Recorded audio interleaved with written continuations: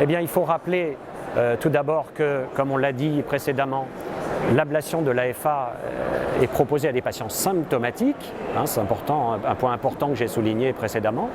Et donc, lorsqu'on réussit une ablation, lorsque le patient est amélioré par l'ablation, eh bien justement, précisément, on a fait disparaître ces symptômes, tout ou partie de ces symptômes, on espère tous les symptômes, et même sans traitement dans le meilleur des cas.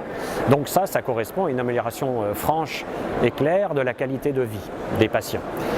Mais il faut savoir une chose importante, si on regarde les résultats de l'ERA score, eh bien il faut savoir que des patients qui sont ERA 1, c'est-à-dire asymptomatiques, il y en a quand même un tiers avant ablation, des patients qui ne se plaignent d'aucun symptôme lorsqu'ils ont une FA paroxystique. Mais ce taux de patients asymptomatiques chute à 25% environ chez les patients qui ont des FA persistantes puis permanentes. Qu'est-ce que ça veut dire? Eh bien, lorsque le patient se dégrade, lorsque l'arythmie devient persistante puis s'installe chroniquement, eh bien c'est un peu tard et les symptômes apparaissent immanquablement.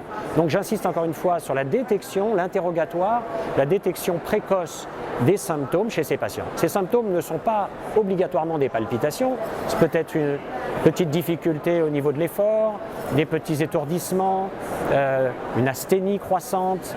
Donc il est important par l'interrogatoire de bien catégoriser les patients symptomatiques. Ce ne sont pas que les palpitations, ce sont l'ensemble des symptômes qui compliquent l'AFA.